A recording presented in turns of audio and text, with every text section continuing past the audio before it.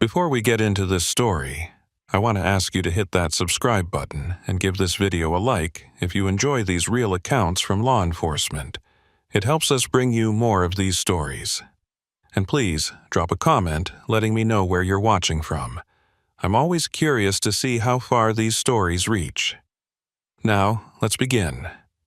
My name is Daniel Begay, and for over 15 years I served as a Navajo Tribal police officer before the events of 1996, which I witnessed, caused me to question everything I knew about time, reality, and the land my people have regarded as their homeland for centuries.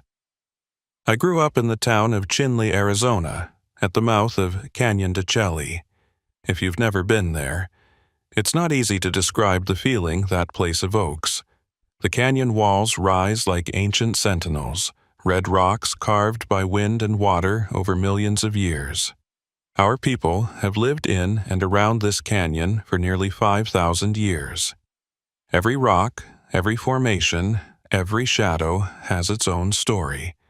Some of these stories are very special and beautiful, while others serve as warnings and lessons.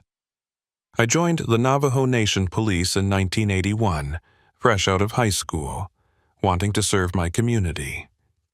The reservation is vast, covering parts of Arizona, New Mexico, and Utah. Over 27,000 square miles of high desert mesas, canyons, and isolated communities. Policing that kind of territory comes with unique challenges. You might drive an hour to respond to a call.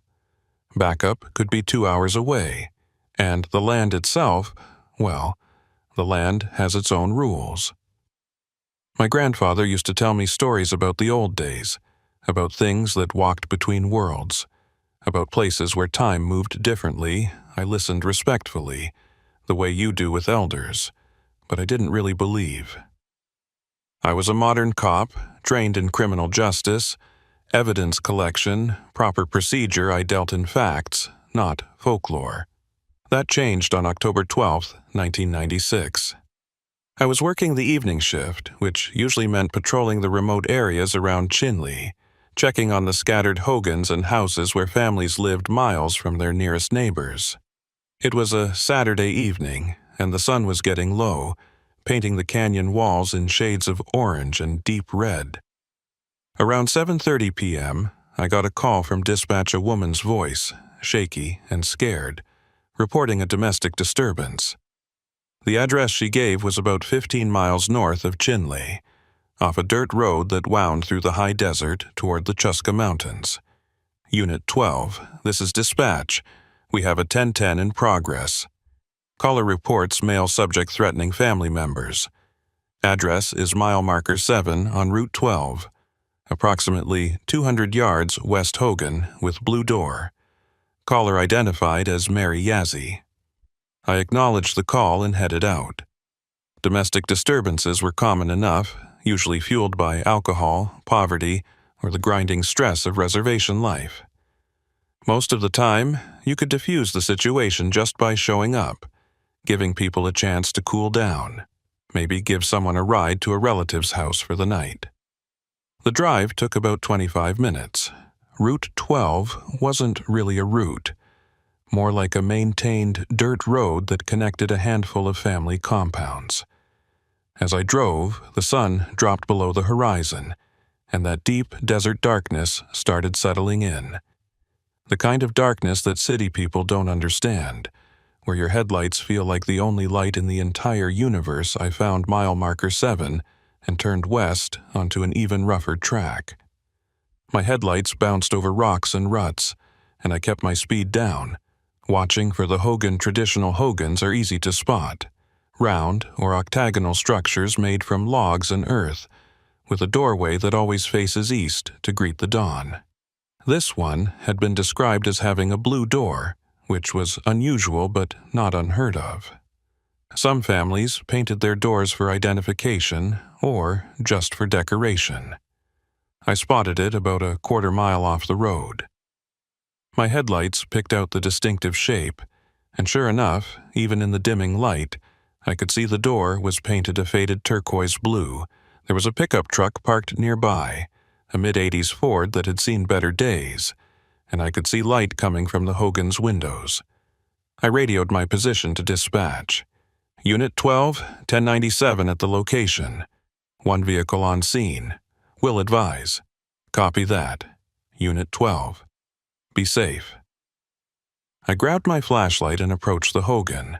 Standard procedure dictated caution on domestic calls.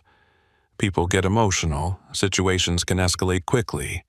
I could hear voices inside, raised but not quite shouting. A man's voice, low and angry. A woman's voice, pleading. At least one child crying. I knocked on the doorframe loud and clear. Navajo Police, I need to speak with you. The voices stopped immediately. After a moment, the blue door opened, and a woman looked out at me.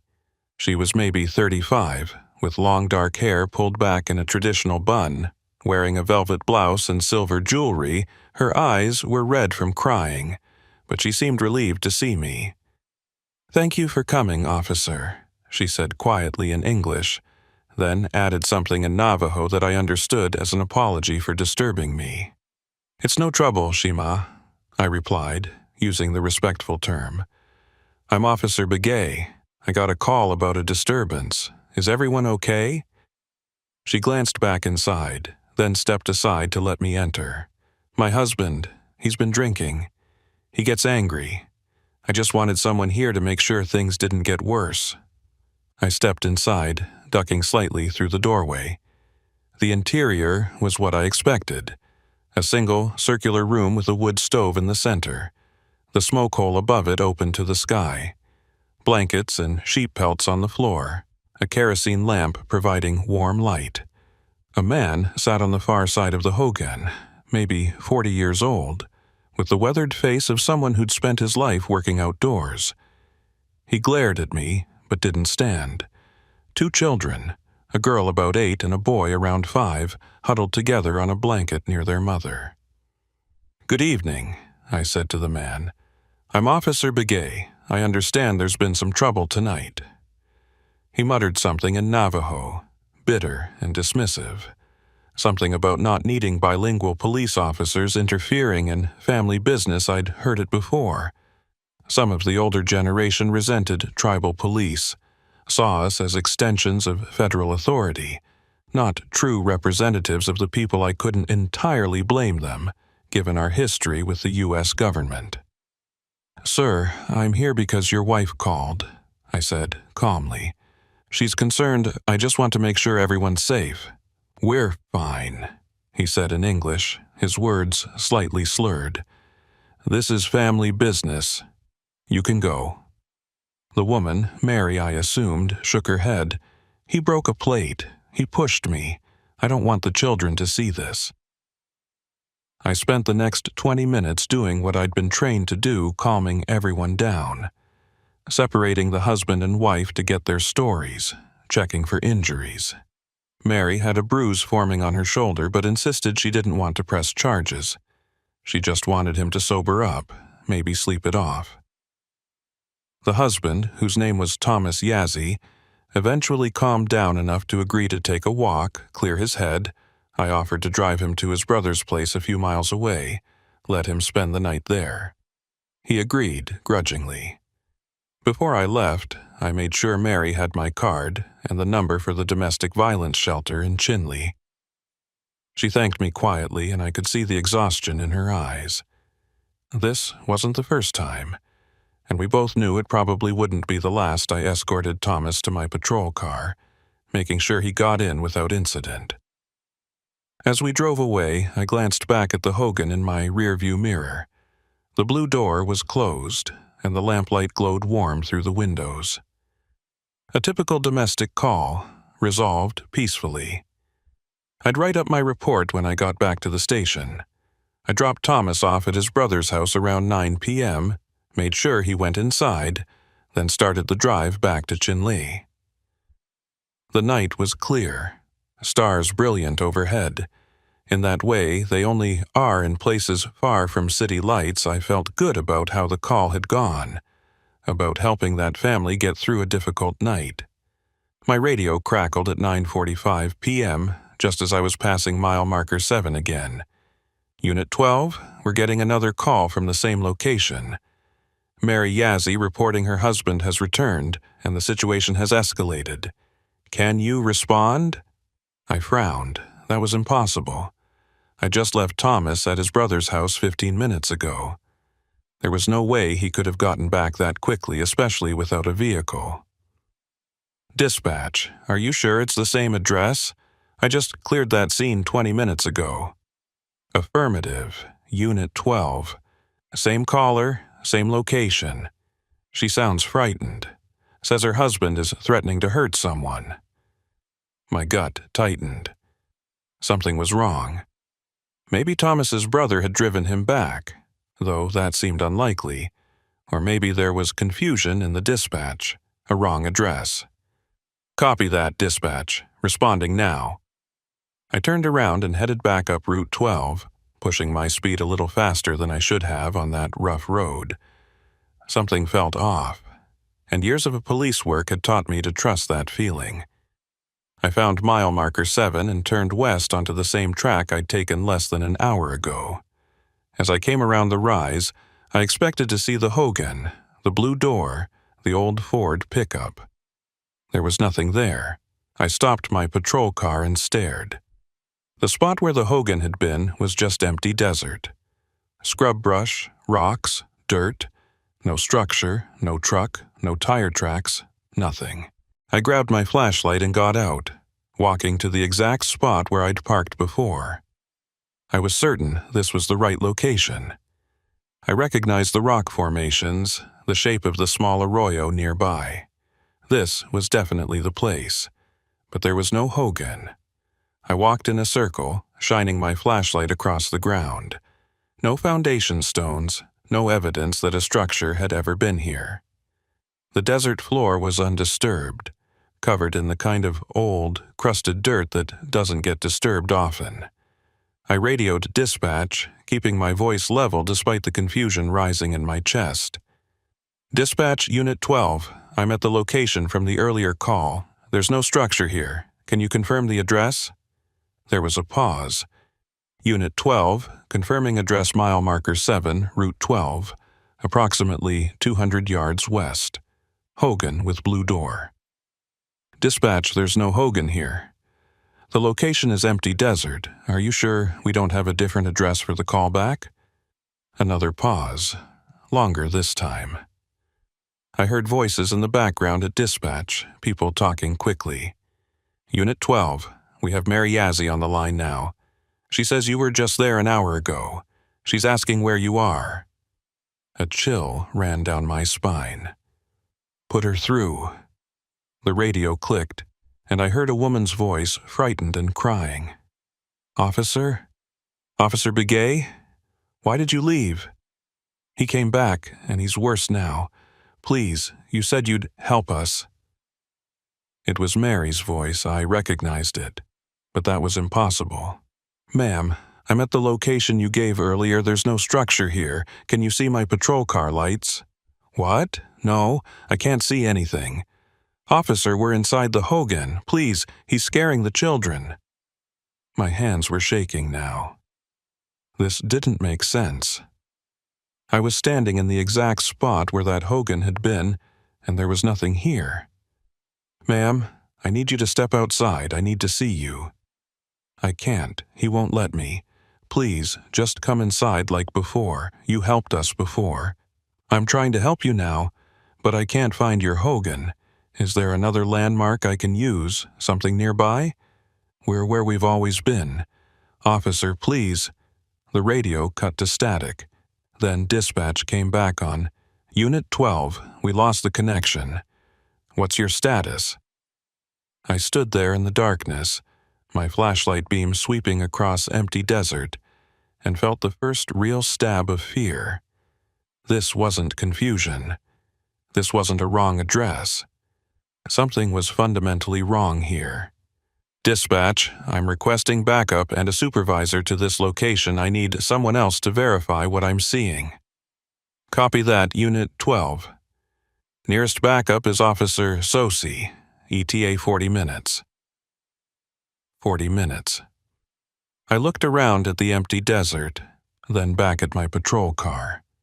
My body camera had been recording this whole time. At least I'd have footage to prove I wasn't losing my mind. I decided to wait in my car for backup. As I walked back to the vehicle, my flashlight passed over something that made me stop. In the dirt, barely visible, was a single footprint, small, like a child's. And next to it, partially buried in the sand, was a piece of broken pottery with a turquoise glaze. Blue.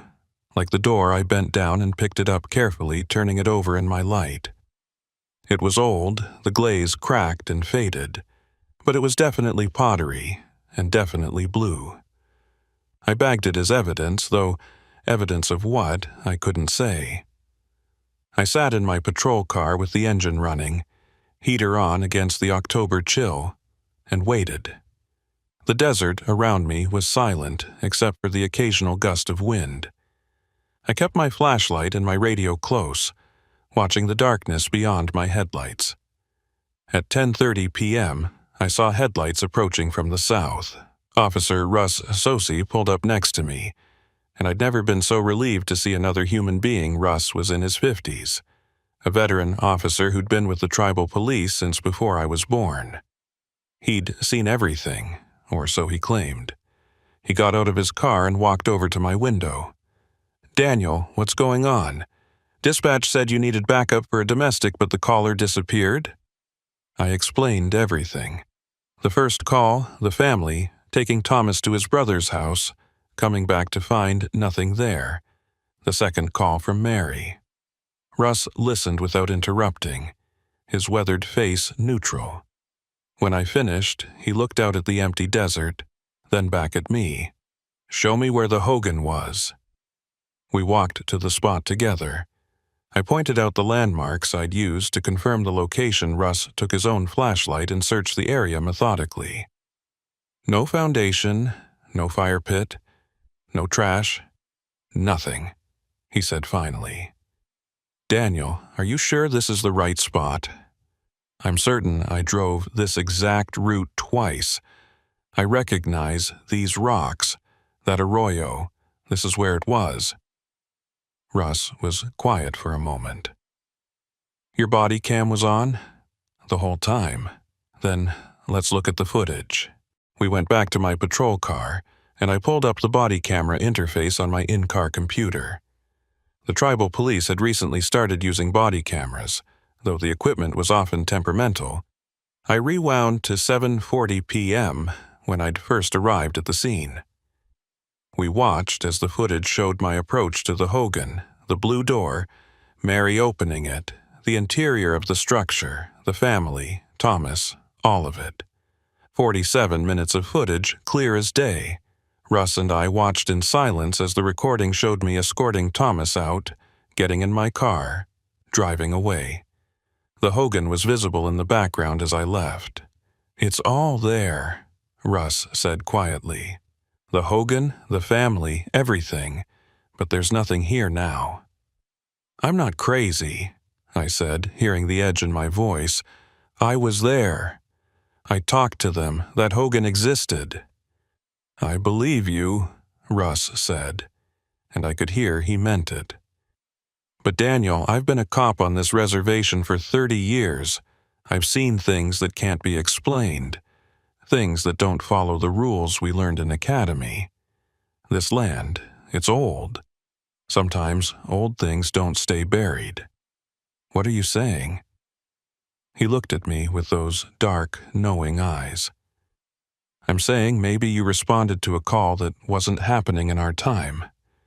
Maybe that Hogan exists, but not right now. Not tonight." "That's impossible." "Is it? You have 47 minutes of footage of a place that isn't here.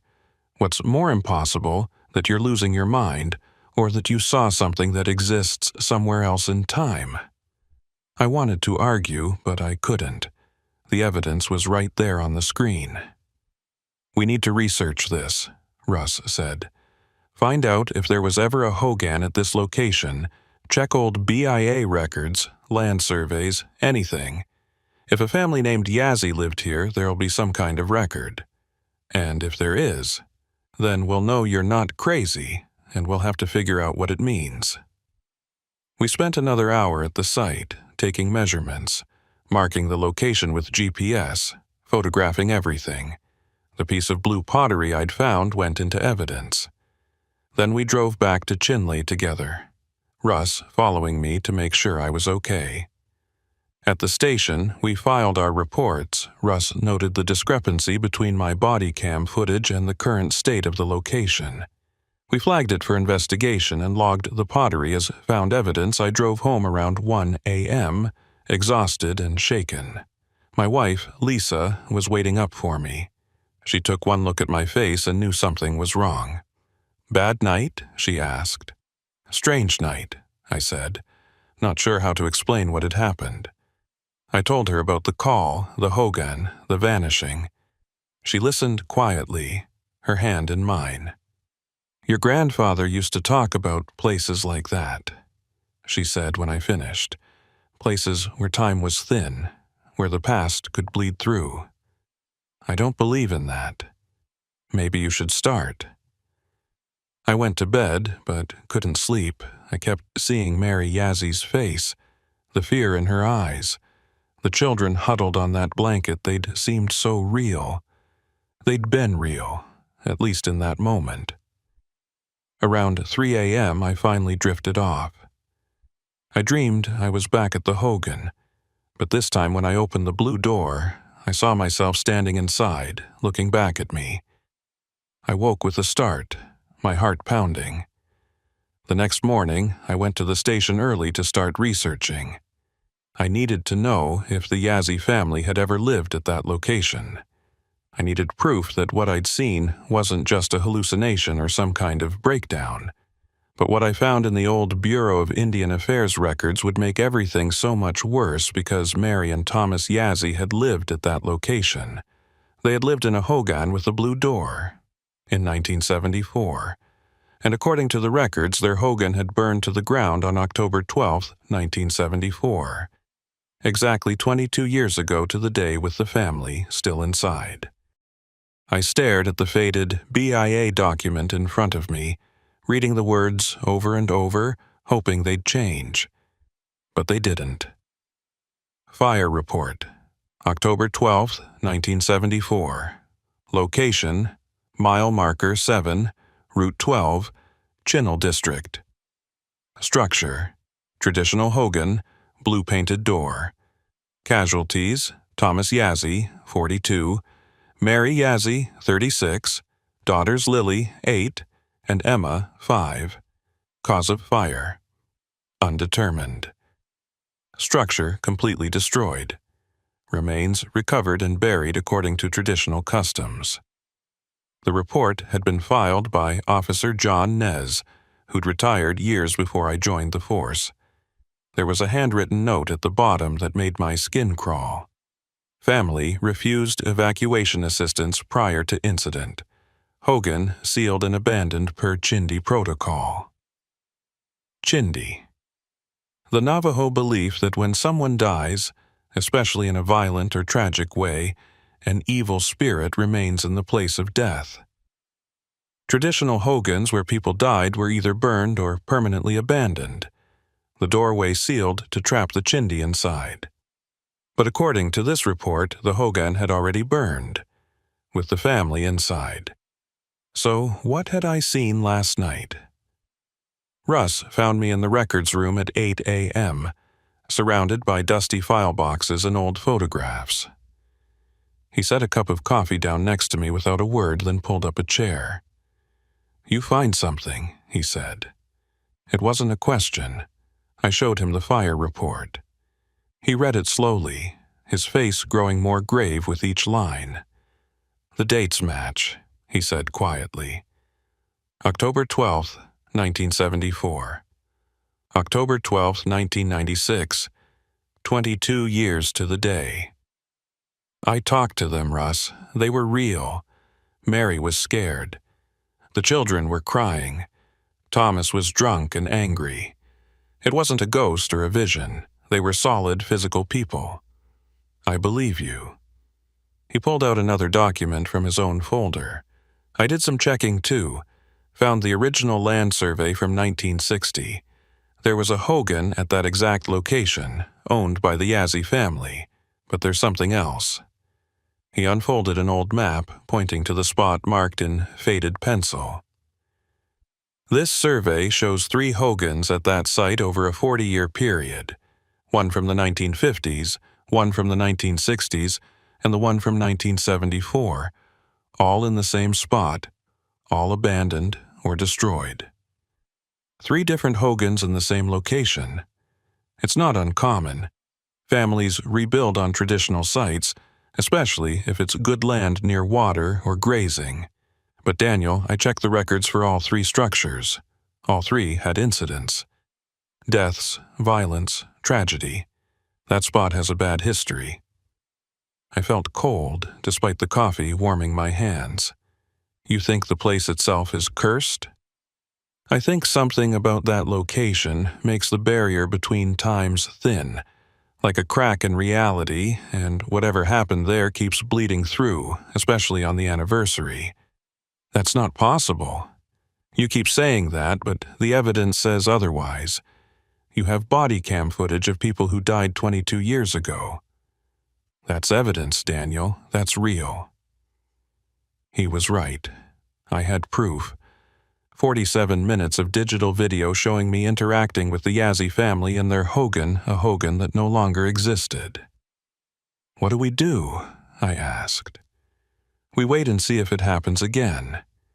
If that hogan is cycling through different times, it might appear again. Maybe tonight. Maybe in a few days. But we need to be ready. And we need to document everything. I spent the rest of the day researching the other hogans that had stood at that location.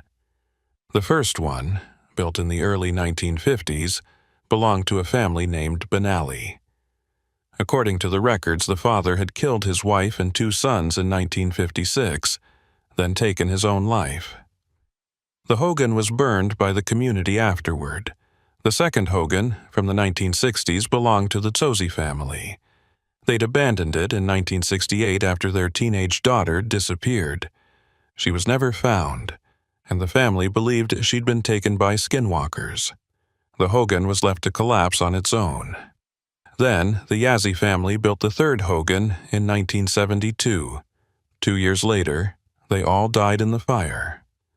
3 hogans, 3 tragedies, all in the same spot. And all of them leaving Chindi behind. That evening, I went back to the location. I didn't tell Lisa where I was going. I just said I had to follow up on something from the previous night. She looked worried but didn't press. I arrived at mile marker 7 just before sunset, that same golden light painting the desert. I parked in the same spot and walked to the location where the hogan should be empty desert. Nothing but dirt and scrub brush. I set up a folding chair and settled in to wait. My body cam was fully charged, and I had a thermos of coffee and a flashlight. If the hogan appeared again, I'd be ready. The sun went down, and the temperature dropped fast the way it does in the high desert. I pulled my jacket tighter and watched the empty space in front of me. At 8:30 p.m., I felt it before I saw it. A subtle change in the air, like a pressure shift before a storm. The hair on my arms stood up, and I heard a sound like wind chimes, though there was no wind. And then it was there. The hogan materialized like someone slowly turning up the contrast on a photograph. First, just an outline, then more solid, then completely real. The blue door, the log walls, the smoke rising from the smoke hole, but it wasn't the same hogan. This one looked older, more weathered. The blue paint on the door was brighter, less faded.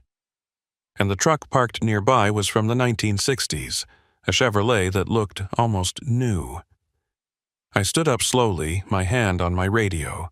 I should call this in, get Russ out here. But something made me hesitate.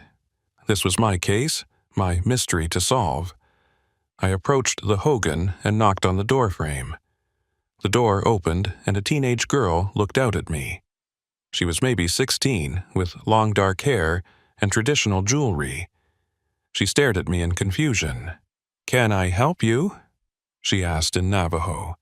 I responded in the same language. "I'm Officer Begay with the Navajo Police. I got a call about a disturbance at this location." Her confusion deepened. "There's no disturbance, we're just having dinner." A woman's voice called from inside, asking who was at the door.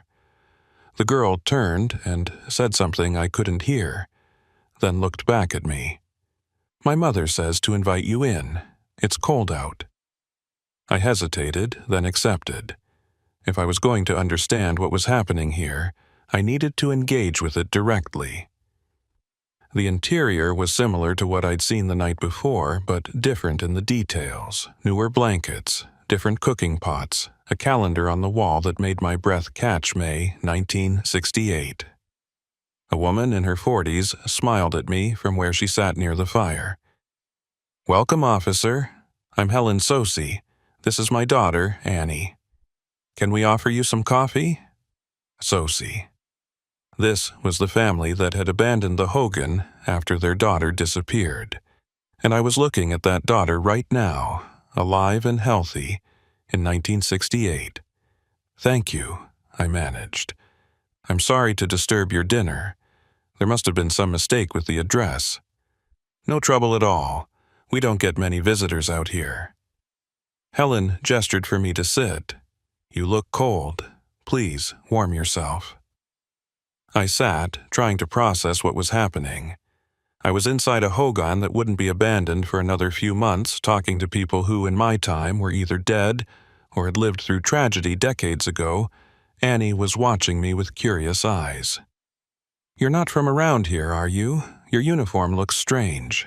I glanced down at my tribal police uniform, the modern patches and equipment that wouldn't exist in 1968. "I'm from the Chinle district," I said carefully. "Just doing routine patrols." "Do you know my cousin, Officer John Nez?" Helen asked. "He works for the tribal police." John Nez, the officer who'd written the report about the Yazzie fire in 1968. He would have been a young officer, just like me. "I know of him," I said. "Good man." We talked for a few more minutes, small talk about the weather, the livestock, the community. I was careful not to say anything that would reveal I was from the future. The whole time my body cam was recording, documenting this impossible conversation.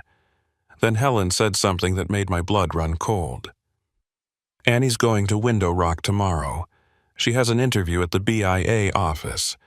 She's hoping to get a job there." I knew what happened tomorrow, or rather what had happened 28 years ago. Annie Tsosi would leave for Window Rock and never arrive. She would disappear somewhere on that road, and her family would search for months before finally giving up, believing she'd been taken by dark forces. "Mrs. Tsosi," I said carefully, "maybe Annie should wait a few days before making that trip. The roads can be dangerous." Helen looked puzzled. "Why? The weather's clear." "Just a feeling. Sometimes it's better to wait." Annie laughed. "Are you a Hatawi now, officer? Reading signs?" Before I could answer, there was a knock at the door. Helen stood to answer it, and when she opened it, I felt reality shift again. Standing in the doorway was another police officer, but his uniform was from my time, modern patches and all. It was Russ. He looked at me, then at the family, then back at me. "Daniel, we need to go, now." "Who are you?" Helen asked, backing away from the door. "I'm sorry, ma'am," Russ said. "We're responding to the wrong call. Daniel, come on." I stood, thanked Helen for her hospitality, and followed Russ outside. The moment we crossed the threshold, I felt that pressure shift again. I turned to look back, and the Hogan was gone. Just empty desert. "What the hell are you doing?" Russ demanded. "I've been trying to radio you for 20 minutes. Your signal kept cutting out." I was inside. The Hogan appeared, but it was from 1968. The Sosi family, Russ, I talked to Annie Tsosi, the girl who disappeared." He grabbed my shoulders. "Daniel, listen to me. You can't interact with them. You can't change what happened. It's already done. All of it is already done." "But if I can warn them, maybe what? Maybe you prevent her disappearance and create a paradox. Maybe you erase their entire timeline? You don't know how this works. None of us do. The safest thing is to observe and document, not interfere. A girl is going to disappear tomorrow. In 1968, I could save her. She already disappeared, Daniel. 28 years ago, you can't save her because she's already gone. What you saw was just an echo, a recording playing back. You weren't really in 1968. You were in some kind of impression of it. It felt real. I know, but we can't trust it. We can't trust any of this." We drove back to Chinle in silence. When I got home, I reviewed my body cam footage from inside the Hogan. It was all there, clear and documented. 53 minutes of conversation with the family from 1968. Lisa found me watching it at midnight, staring at the screen. "Daniel, you need to sleep." "I can't. Every time I close my eyes, I see them. All of them, the families who lived in that Hogan, who died there, who suffered there. And I don't know what I'm supposed to do about it." She sat next to me, taking my hand. "Maybe you're not supposed to do anything. Maybe you're just supposed to witness it. That's not enough. Sometimes it has to be." Over the next week, I returned to the location every night. The Hogan appeared 3 more times, each time showing a different era, a different family. On the 3rd night, it was the Benally family from the 1950s I watched from a distance as the father, clearly drunk and violent, threatened his wife and children. I wanted to intervene, wanted to stop what I knew was coming, but Russ's words held me back. It had already happened. This was just an echo. On the 5th night, it was the Yazzie family again. But earlier than my first encounter, it was 1973, a year before the fire. They were happy, laughing, Mary teaching her daughters a traditional song. It was heartbreaking to watch, knowing what was coming. On the 7th night, something different happened. The Hogan appeared as usual, but when I approached and looked through the window, I saw myself. I was sitting inside with a family I didn't recognize, wearing my uniform but looking older. Maybe 10 years older. Future me turned and looked directly at present me through the window. He stood and walked to the door, opening it. "You're early," future me said. "I didn't start investigating until next week in my timeline." I couldn't speak. I was looking at myself, older and more weathered, with gray in my hair and deeper lines around my eyes. "Come in," he said. "We need to talk about what's going to happen." I stepped inside, and the family I didn't recognize nodded at me politely. A father, mother, and 2 teenage boys. They seemed unconcerned about the 2 versions of me standing in their home. "Who are they?" I asked. "The Begay family," future me said. "Our family, Lisa, our sons, from 2023. My heart stopped. "That's not possible. Lisa and I don't have children yet." "We will, 2 boys, Daniel Jr. and Daniel. And on October 12th, 2023, we're going to move into a new house. Can you guess where?" I felt sick. No, we wouldn't. Not after everything I've seen here. We won't know. In my timeline, I stopped investigating. I convinced myself it was all stress, hallucinations, something explainable. I deleted the body cam footage, destroyed the evidence, tried to forget. So, when a beautiful piece of land came up for sale, cheap because of its history, we bought it and we built our house right here. And what happens? Future me's face was grim. The same thing that's happened to every family who lived on this land tragedy. Violence, death. The land doesn't just echo the past, it demands repetition. It's like a loop that needs to be fed. How do I stop it? I don't know. I'm trying to figure that out. That's why I came back to this night to warn you, to tell you to keep investigating, keep documenting. Don't give up like I did. But if you're here warning me, does that mean I succeed? Does that mean I stop it? He shook his head. I don't know. Time here doesn't work like that. Every version of events seems to exist simultaneously. Maybe in one timeline you stop it. Maybe in another you don't. Maybe we're all just echoes, playing out our parts over and over.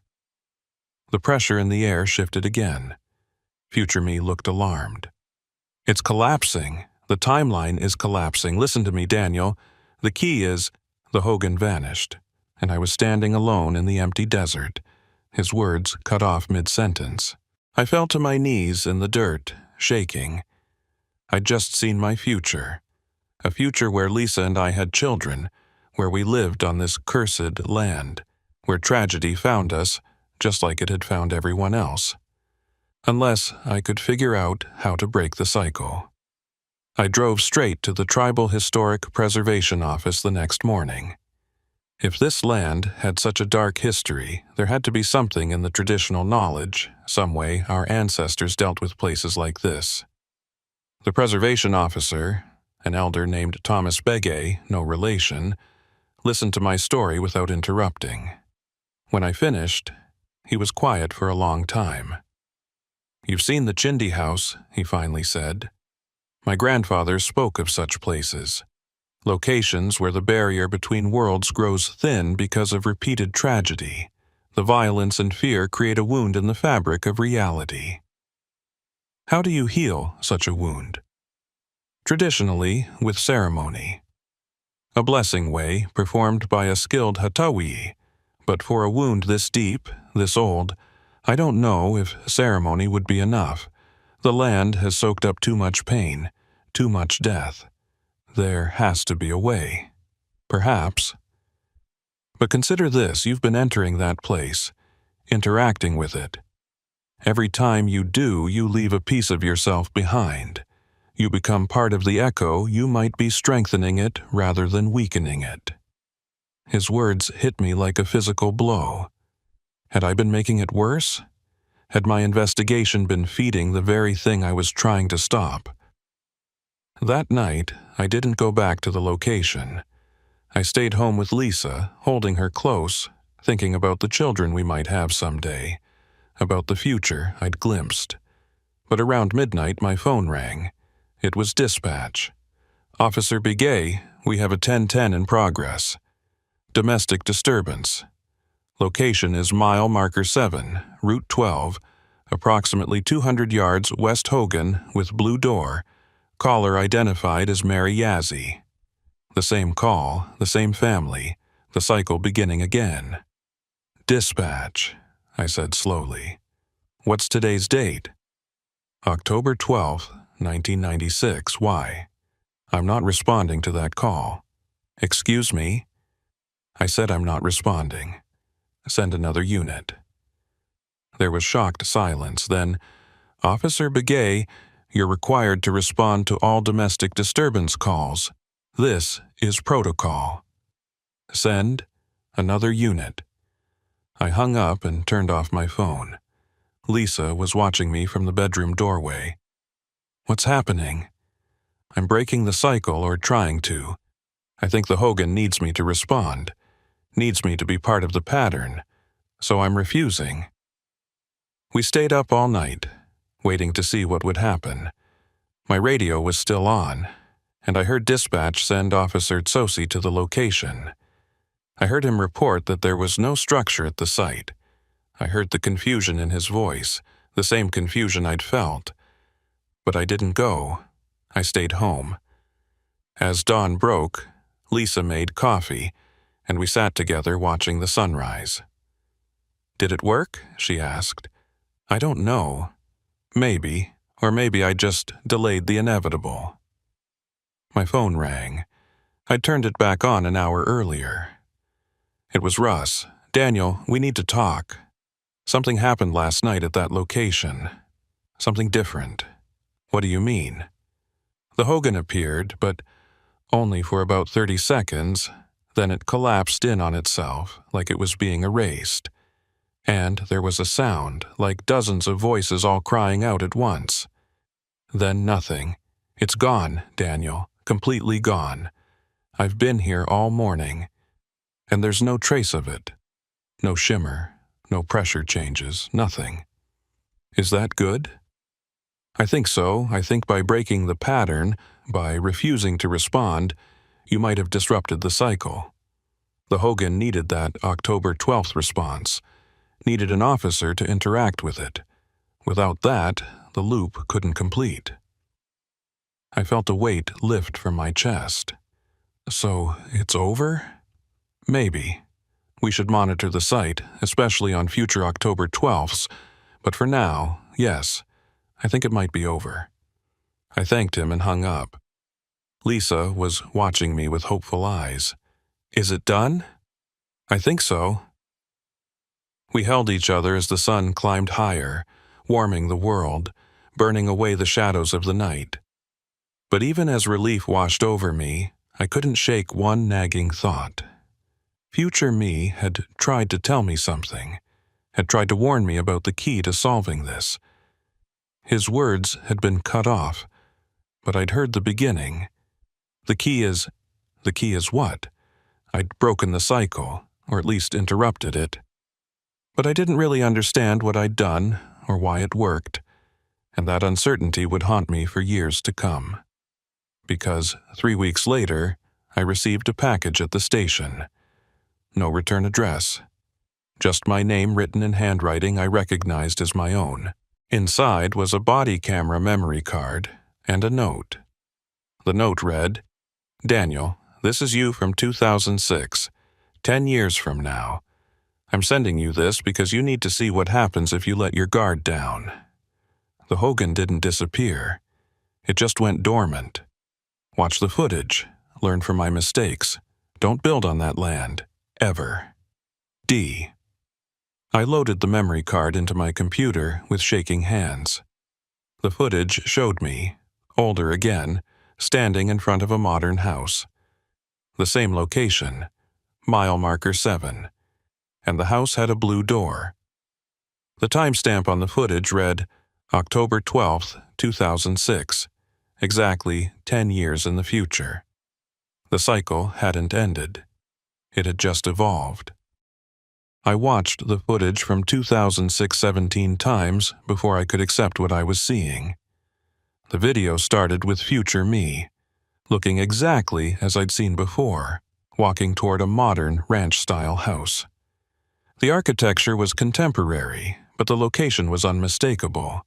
The rock formations, the arroyo, the view of the distant canyon walls mile marker 7, Route 12, and the front door was painted blue. Future me's body cam captured him entering the house. Lisa's voice called from somewhere inside, asking if he'd remembered to pick up groceries' normal domestic sounds, children laughing, a dog barking. Then the atmosphere changed. The laughter stopped. Future me moved through the house quickly, calling for Lisa, for the boys. His breathing got faster. The camera showed room after room, each one empty but showing signs of recent occupation.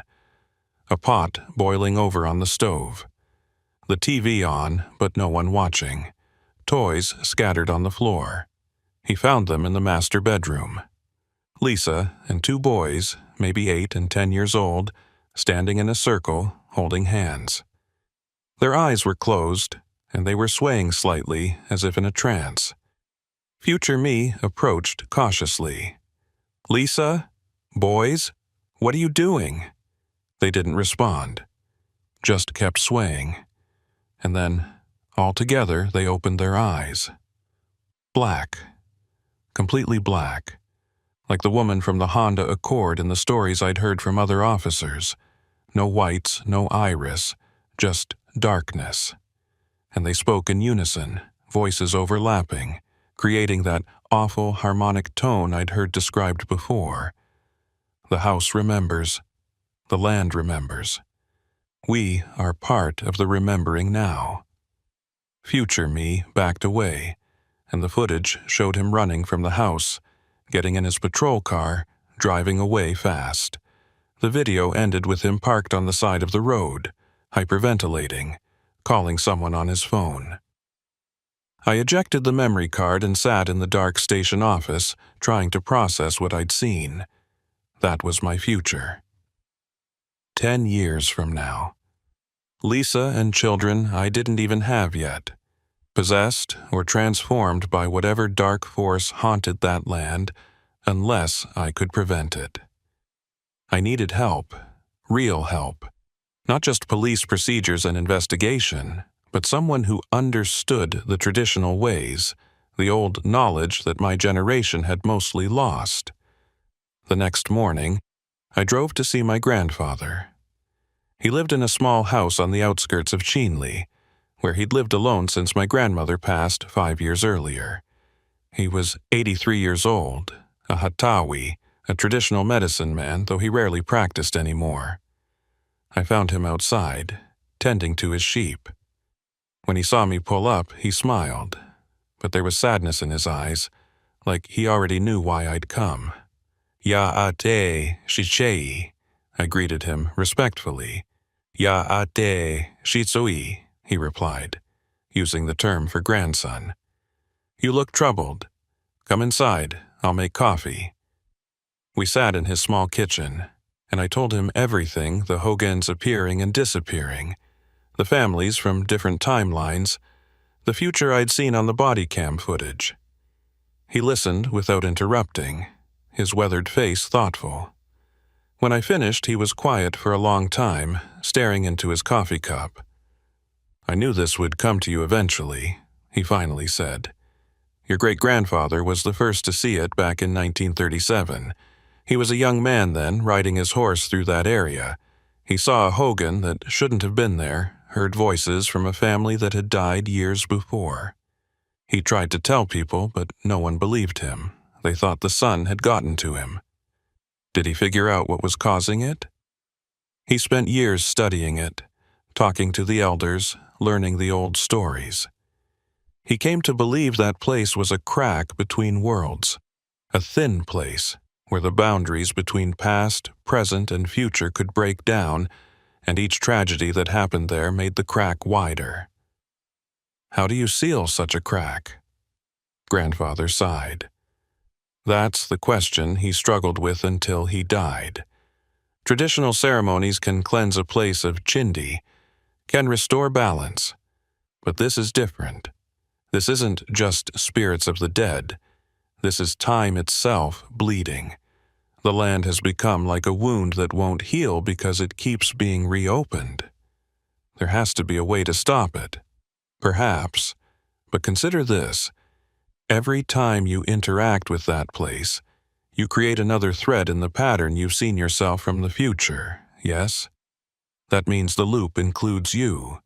You're not just investigating it, you're part of it now. His words echoed what Thomas Begay had told me. I was becoming woven into the temporal anomaly. What if I never build there? What if I make sure we never move to that location? Can you be certain? You've seen a version of yourself that did build there. Maybe in one timeline you don't, but in another you do. And once you've seen it, once you know it's possible, it becomes more likely. Observation affects outcome. The old quantum teachings say this. I'd never heard my grandfather talk about quantum physics before. You know about quantum mechanics? He smiled slightly. I know that the old wisdom and new science often say the same things in different languages. The observer affects the observed. Every choice creates branching paths. All possibilities exist until the moment of choosing. Your scientists proved what we've always known. So, what do I choose? How do I make sure I choose right? Perhaps the question isn't how to choose right, but how to stop the land from forcing the choice. The location itself has become like a whirlpool in time, pulling people toward tragedy. To stop it, you might need to change the land itself. How? I don't know. But I know someone who might. Your uncle, Raymond Begay. He's a geologist, works for the tribe's Natural Resources Department. He understands the physical nature of the land. Together, you and he might find an answer. I left my grandfather's house with a new direction. If the anomaly was connected to the physical location, maybe there was something about the geology, the minerals, the structure of the earth itself that was creating or amplifying the effect. Uncle Raymond worked out of the tribal offices in Window Rock. I called him and explained I needed to talk about some unusual geological features near Chinle. He agreed to meet me the next day. Raymond was in his 50s, a quiet man with advanced degrees in geology and mineralogy. I'd always liked him, even though we rarely saw each other. He met me at his office, which was filled with rock samples, maps, and scientific equipment. "Daniel, good to see you. What's this about unusual geology?" I told him about the location, leaving out the supernatural elements at first, just focused on the physical facts. The site had a history of repeated tragedy, structures built and destroyed multiple times. I asked if there could be anything about the land itself that might affect human behavior or perception. Raymond pulled out a topographical map and marked the location. Mile marker 7, Route 12. Interesting. Let me check something. He went to his computer and pulled up various geological surveys. His expression changed as he studied the data. "This is fascinating," he muttered. "The site sits directly over a significant magnetite deposit. Magnetite is a naturally magnetic mineral. High concentrations can affect compass readings, animal behavior, even human perception in some cases. Could it affect time perception?" He looked at me strangely. "That's an odd question. Why would time perception be relevant?" I decided to trust him. I told him about the temporal anomalies, the Hogans appearing from different eras, the body cam footage. He listened with growing disbelief, but to his credit, he didn't dismiss it outright.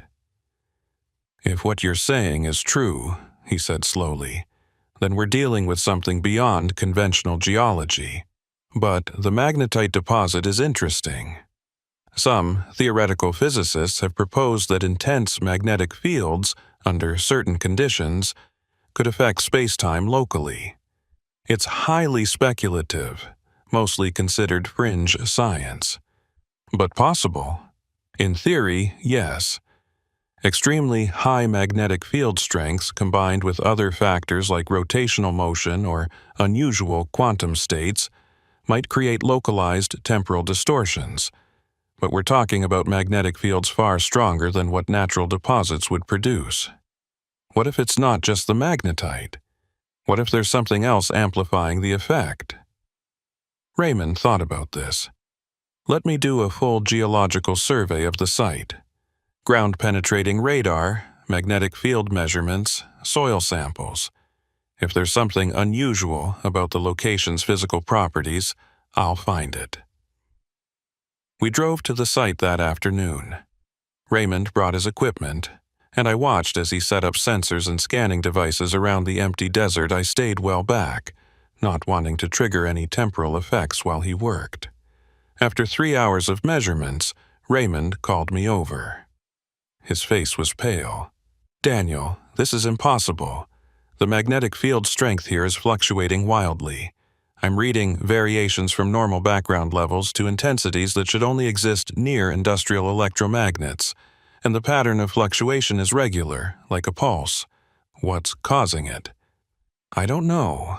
It's like there's something deep underground, maybe 200 feet down, generating a magnetic field that oscillates, but there's no natural process I know of that would create this pattern." "Could it be artificial? Something man-made?" "Maybe. But if so, it would have to be ancient. The magnetite deposit is natural, formed millions of years ago.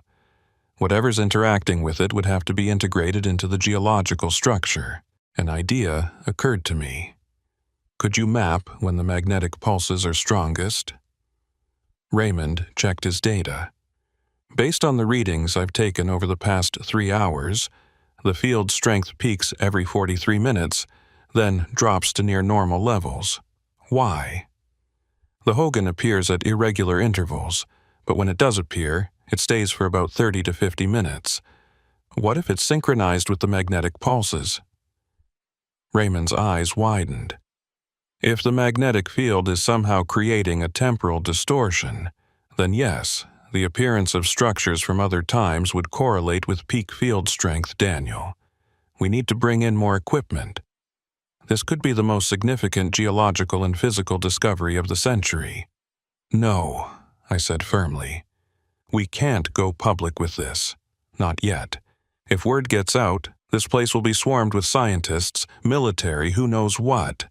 And we don't know how that kind of attention might affect the anomaly. But this could answer fundamental questions about the nature of time, it could also put people in danger. We need to understand it first, then figure out how to neutralize it. Raymond reluctantly agreed. For the next week, he conducted more surveys, always staying back from the immediate area, never entering when the Hogan appeared. He discovered that the magnetic anomaly was centered on a point about 200 feet underground, directly beneath where the Hogans had stood.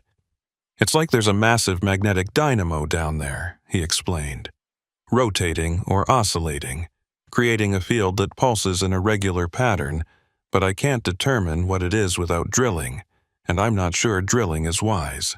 It's not, I agreed. If we disrupt whatever's down there, we might make things worse. But even as we researched the physical properties of the site, I kept returning to the temporal mystery. Why did the Hogan cycle through specific dates? Why always families named Yazzie, Zosi, Benali, and Begay? Why was I seeing my own future? I went through the body cam footage again, frame by frame, looking for clues. In the video from 1968, I noticed something in the background, a calendar on the wall, and on October 12th, someone had written a single word in Navajo, Niushi, wind, or more specifically, the holy wind, the spiritual force that animates all living things in Navajo cosmology. I showed the footage to my grandfather. He studied the calendar carefully.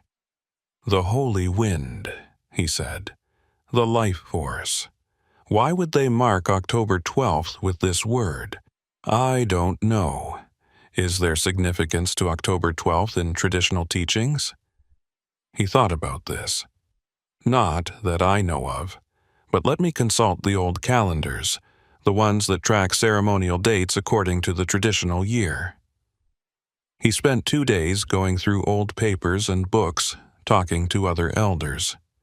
Finally, he called me back to his house. I found something, he said, spreading out a very old calendar made of hide.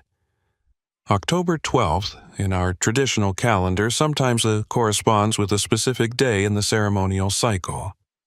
The day when the boundary between worlds is thinnest, when the spirits can cross most easily.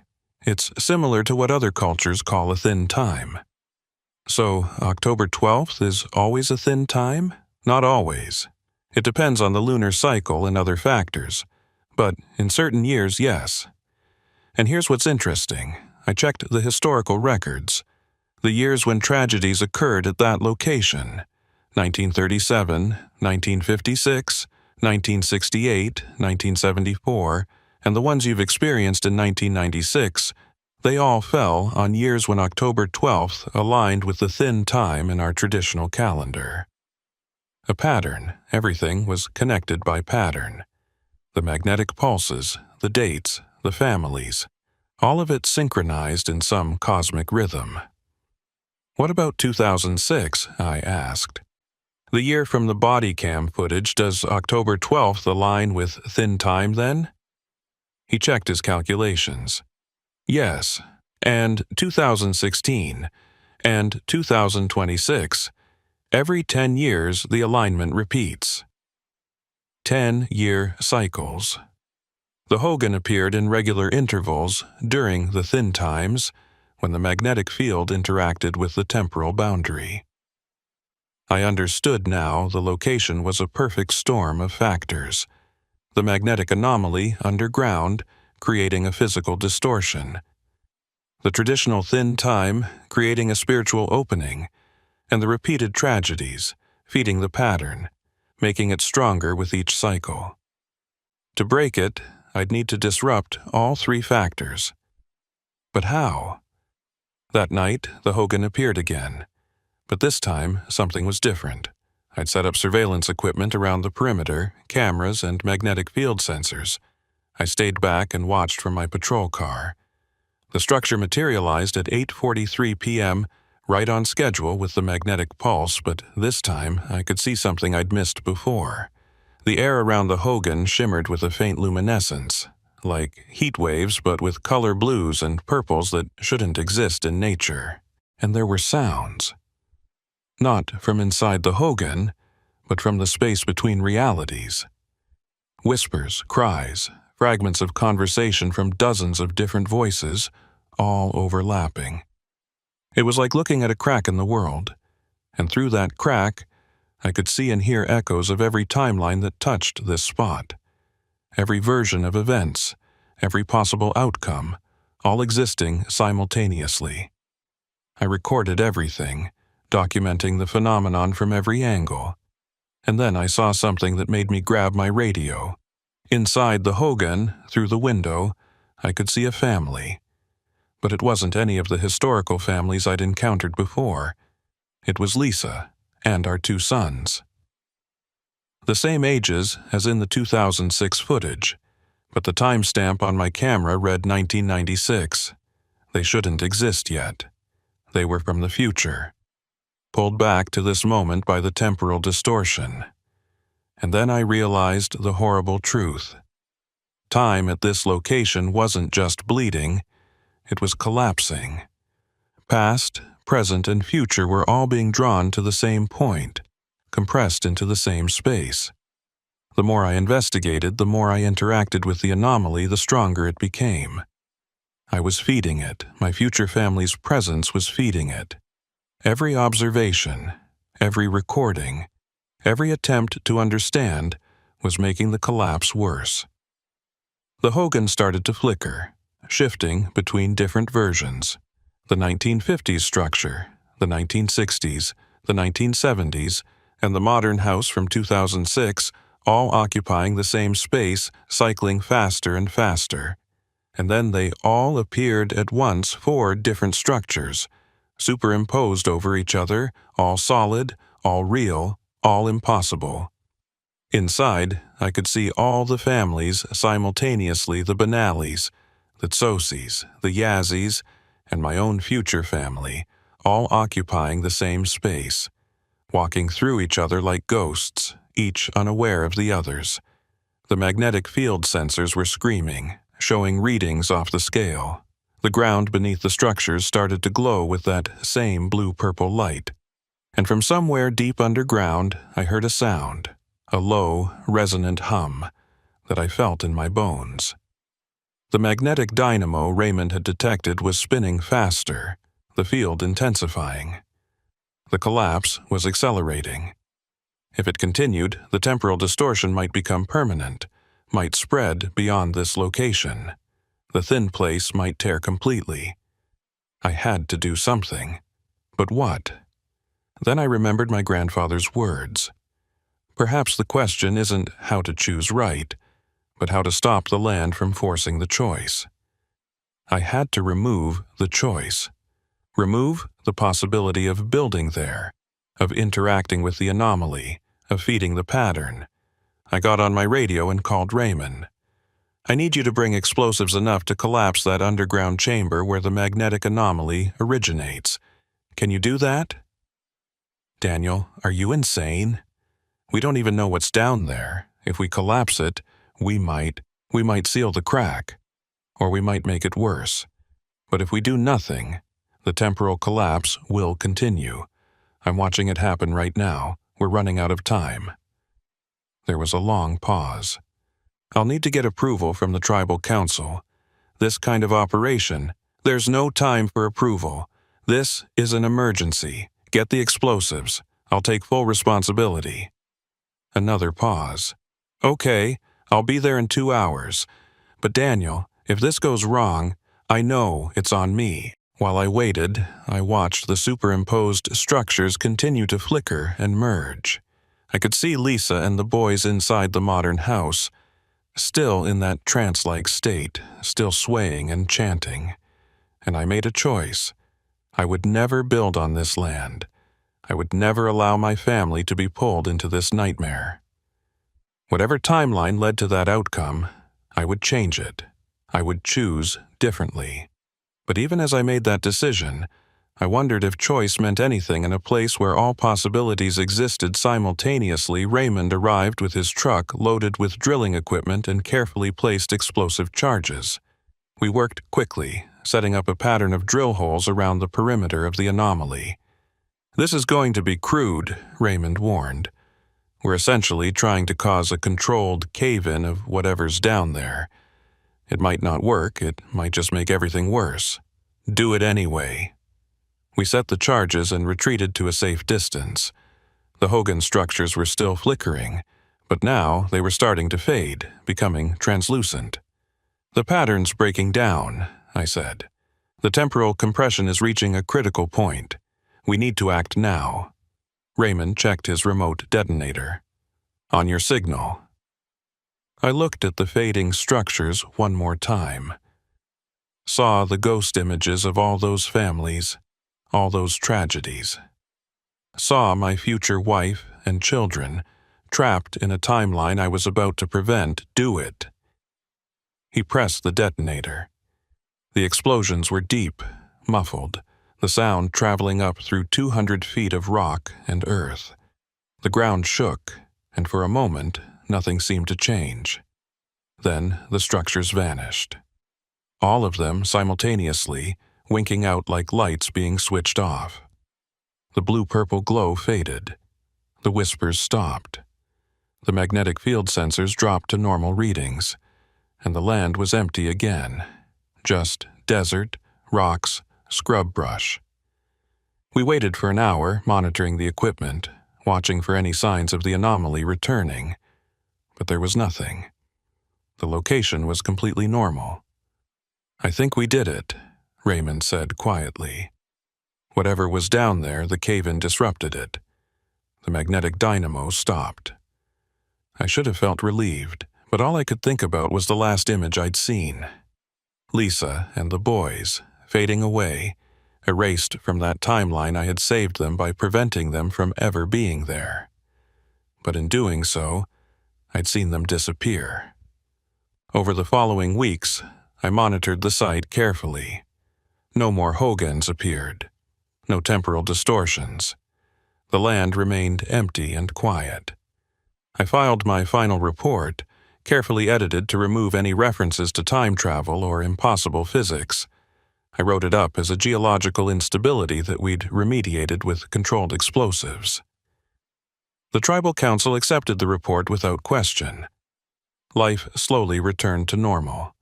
I kept working, kept patrolling, kept serving my community. Lisa and I got married 2 years later.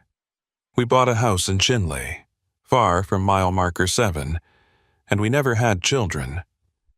I don't know if it was a conscious choice or if something deeper was at work. But somehow, the timeline where we had Daniel Jr. and Daniel never manifested. We remained happily married but childless. Maybe I'd prevented their births by collapsing the anomaly. Maybe I'd changed the future so completely that they simply never existed. Or maybe they existed in some other timeline, in some other version of events. I'll never know. But sometimes, late at night, I dream about them 2 boys I've never met, laughing and playing, calling me Dad, and I wake up with tears on my face, mourning children who were never born. The cost of sealing the crack between worlds was higher than I'd anticipated. But it was a cost I'd pay again to save Lisa, to save future families, to stop the cycle of tragedy. The Chindi house was gone, The land was clean, and I would carry the memory of what was sacrificed for the rest of my life. 20 years have passed since I collapsed the chamber beneath mile marker 7. I'm 53 years old now, retired from the Navajo police for 5 years. Lisa and I live quietly in our house in Chinle, growing older together, watching our friends' grandchildren grow up around us. We never had children. It's a fact I've accepted, though never quite made peace with. But this story isn't over, because 3 days ago, on October 12th, 2016, something impossible happened. I was at the grocery store in town when a boy, maybe 10 years old, walked up to me. He looked familiar in a way I couldn't place, with features that reminded me of both Lisa and myself. "Excuse me," he said politely. "Are you Daniel Begay?" "Yes," I replied, puzzled. "Do I know you?" "No, sir, but I know you. My name is Daniel Begay, and I need to talk to you about something important." The name hit me like a physical blow. Daniel. The name from the 2006 body cam footage, the name of the son I never had. "How do you know my name?" I managed to ask. "Because you're my father, or you were in another timeline. Can we talk somewhere private?" We sat in my truck in the grocery store parking lot. The boy, Daniel, looked at me with eyes that were definitely mine, and told me a story that shouldn't have been possible. In the timeline I came from, you and Mom had 2 boys, me and my brother Daniel Jr. We lived in a house at mile marker 7 on Route 12, and on October 12th, 2006, something happened to us. We became part of the Hogan, part of the temporal loop. Mom and Danny are still trapped there, cycling through time. But I got out. How? Because you saved me. A version of you, 20 years ago, collapsed the anomaly and disrupted the pattern. In most timelines, that destroyed us completely. We never existed. But in one branch, the disruption created a gap, a moment where the timeline split.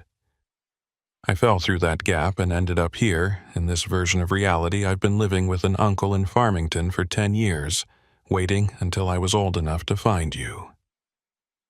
I couldn't speak. I was looking at a son who shouldn't exist, from a timeline I'd deliberately prevented. "I know this is hard to understand," Daniel continued. "I don't fully understand it myself, but I'm real. I exist. I'm not a ghost or an echo. I'm a living person who fell from one reality into another. Why come to me now, after 20 years? Because today is October 12th, 2016. And according to your grandfather's calendar, which I've studied extensively, today is another thin time. The strongest alignment in 30 years, and the anomaly isn't as dead as you think it is." A chill ran through me. "What do you mean?" "The chamber you collapsed 20 years ago. It didn't destroy the source of the distortion. It just buried it deeper, and it's been building power ever since, feeding on the magnetic field, waiting for the right alignment. Tonight, at exactly 8:43 p.m., it's going to break through again. And this time, it won't just create a temporal echo. It's going to create a full rupture. How do you know this?" "Because I'm connected to it. I'm a living piece of the paradox, a timeline fragment that shouldn't exist. I can feel it building, like static electricity before a storm, and I've seen what happens if we don't stop it." "Seen how?" He pulled out a tablet and showed me a video. The footage was shaky, shot from a phone camera, but clear enough. It showed the location at mile marker 7, and rising from the ground was a column of that blue-purple light, expanding outward, consuming everything it touched. Buildings, vehicles, people, all pulled into the temporal distortion. "This is from 2026, Daniel said. 10 years from now. If the rupture happens tonight and we don't seal it permanently, it spreads. Within 10 years, the entire Chinle area becomes a temporal dead zone. Thousands of people trapped in time loops, cycling through different eras, never able to escape. Why show me a future that hasn't happened yet? Because I came from a future that did happen, found a way to access information from possible futures, and I'm trying to prevent the worst outcome. Time isn't linear, Dad. It's a web of possibilities, and right now, we're at a crucial node. What we do tonight determines which future becomes real. I wanted to dismiss this as insanity, but I'd seen too much over the years to ignore it. And something about this boy, this impossible son, rang true. What do we need to do?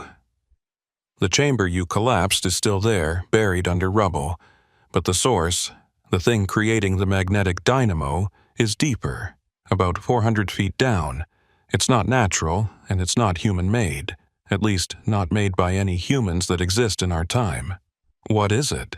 I don't know exactly, but from the geological surveys I've accessed, it appears to be some kind of crystalline structure, rotating at incredible speed, generating a magnetic field that interacts with the fabric of space-time. It might be ancient technology, millions of years old, or it might be a natural formation with properties we don't understand. Either way, we need to destroy it completely. How? Daniel smiled, and it was my smile, the one Lisa always said made me look mischievous. We're going to do what you did before, but bigger. Uncle Raymond still works for the Tribal Natural Resources Department, right? Yes, but he's retired from field work. We need him, and we need his access to industrial explosives. We're going to drill deeper this time, place charges at the 400-foot level, and shatter that crystalline structure completely. That could cause an earthquake cave-ins. It could be dangerous for the whole area. Not as dangerous as a temporal rupture that spreads across the entire reservation. We evacuate the immediate area, set the charges, and detonate at exactly 8:30 p.m. before the alignment reaches peak strength. I called Raymond from the parking lot. He was skeptical at first, but when I mentioned Daniel and the possibility that the anomaly was reactivating, he agreed to meet us. An hour later, the three of us stood at Raymond's office looking at updated geological surveys of the site. Raymond had continued monitoring the location over the years as a scientific curiosity. His latest data showed exactly what Daniel had described. Deep underground, something was spinning, and the magnetic readings were climbing. It's been increasing gradually over the past 10 years, Raymond said, studying his charts. I noticed the trend but didn't think much of it, thought maybe it was just geological adjustment after the cave-in. But if what Daniel says is true, it's building toward another event. Can we drill down 400 feet and place charges in time? I asked. Not with conventional drilling. That would take days. But there's an old exploratory mining shaft about half a mile from the site. It goes down 600 feet. If we could access it, use it to tunnel horizontally to the target area, we might be able to place charges in a few hours. Will the Tribal Council approve this? Raymond and Anne looked at me seriously. If we ask permission, they'll want environmental studies, safety assessments, community meetings. That will take weeks. We have hours. So, no, I'm not asking permission. I'm going to do this, take the consequences, and hope I'm right. We spent the afternoon mobilizing resources. Raymond called in favors from mining engineer friends, got access to the old shaft, and secured industrial explosives. I contacted the few officers I still trusted from my days on the force, explained there was a potential geological emergency, and got the immediate area evacuated under the guise of earthquake risk. Daniel, despite being only 10 years old, showed an impressive understanding of the technical details, helping Raymond calculate the precise placement of charges needed to shatter the crystalline structure without causing wider damage. How do you know all this? I asked him as we drove toward the site. I had a lot of time to study, he said. 10 years of knowing I was a temporal anomaly, Knowing my existence was connected to this place, I learned everything I could about geology, physics, Navajo cosmology, anything that might help me understand what happened to me and how to prevent it from happening to others. Why didn't you come to me sooner? He looked at me with old eyes and a young face. Because I wasn't sure you'd believe me, and because I needed to wait for the right moment. Too soon, and we wouldn't have the resources or knowledge; too late, and the rupture would be unstoppable. Today is the exact right moment. We reached the old mining shaft at 4 p.m. The sun was already dropping toward the western horizon, painting the desert in shades of gold and red, the same light I'd seen 20 years ago when this all began. Raymond's team had already gone down, drilling horizontal access tunnels toward the target coordinates. We descended in a rickety elevator cage, dropping into darkness, the temperature rising as we went deeper. At the 400-foot level, we found Raymond covered in rock dust, supervising the placement of shaped charges around a section of wall. "We've hit something," he said, pointing to a spot where they'd drilled through. "Behind this rock face there's a cavity, and inside that cavity, we're getting readings unlike anything I've ever seen: intense magnetic fields, electromagnetic radiation across multiple spectra, and something else, a vibration at a frequency that shouldn't exist in nature." Daniel approached the drill hole and peered through. Even from where I stood, I could see blue-purple light emanating from inside. "That's it," Daniel said. "That's the source." We worked quickly, placing charges in a carefully calculated pattern. The plan was to shatter the cavity wall, expose the crystalline structure, then detonate a second set of charges to destroy it completely. At 7 p.m., we finished placement and retreated back up the shaft. The surface team had set up a command post a safe distance away, monitoring seismic sensors and magnetic field detectors. The sun was setting now, the thin time approaching. I could feel it, a building pressure in the air, like the moment before a thunderstorm, the same sensation I'd felt 20 years ago. At 7:45 p.m., Daniel suddenly grabbed my arm. "Dad, something's wrong. The rupture, it's starting early. The alignment is stronger than I calculated." The magnetic sensors were spiking, showing readings even higher than before. And in the distance, at the mile marker 7 location, I could see that blue-purple glow starting to rise from the ground. "We're out of time," Raymond said. "We need to detonate now." "Wait," Daniel said, still staring at the glow. "If we detonate while the rupture is already opening, we might just make it worse. We need to time it exactly right. Wait until the rupture reaches peak intensity, then shatter the source at the exact moment. That way, the disruption will cascade back through the temporal distortion and collapse it completely." "How do we know when it reaches peak intensity?" "I'll know. I can feel it." Daniel closed his eyes, and I saw his hands trembling. "It's getting stronger. The pull. It wants to draw me back, make me part of the pattern again." At 8:20 p.m., the glow had intensified into a column of light, exactly as shown in the video from 2026. Inside that column, I could see shapes forming, structures, people, fragments of different timelines, all trying to manifest simultaneously. "Almost there," Daniel whispered, sweat beading on his forehead. "The pressure is building. I can see them, Mom and Danny. They're trying to reach us from inside the loop." At 8:42 p.m., Daniel's eyes snapped open. "Now! Detonate now!" Raymond hit the remote detonator. Deep underground, the charges exploded in sequence. The ground shook violently, and for a moment, I thought we'd miscalculated, that we were about to cause a catastrophic collapse. Then, the blue-purple column of light flickered. The structures inside it began to destabilize, fracturing into fragments, and Daniel screamed. He fell to his knees, clutching his head, and I saw his body beginning to fade, becoming translucent like the temporal echoes I'd seen before, Daniel! I grabbed him, trying to hold him solid, but my hands passed through him. "It's okay, Dad," he said, his voice distant, echoing, "This is what's supposed to happen. I was always part of the pattern. Destroying the source means destroying all the temporal fragments, including me. No, there has to be another way. There isn't, but it's okay. I got to meet you. I got to help save everyone. That's enough."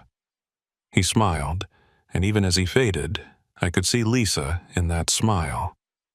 "Tell Mom, in whatever timeline she exists, that I love her, and thank you for giving me life, even if it was a paradoxical one." The column of light collapsed inward, imploding like a dying star. The ground shook one final time, then went still, and Daniel was gone, faded completely, returned to whatever probability space temporal anomalies occupy when their timeline ceases to exist. I stood there in the desert darkness, arms still outstretched where I'd tried to hold my impossible son, and wept. Raymond put a hand on my shoulder but said nothing. What could he say? The seismic monitors showed the underground chamber had collapsed completely. The magnetic readings dropped to 0 and stayed there. The crystalline structure, whatever it had been, was destroyed. Over the following days, we monitored the site carefully. No more anomalies, no temporal distortions. The land was finally, truly clean. But the cost haunted me.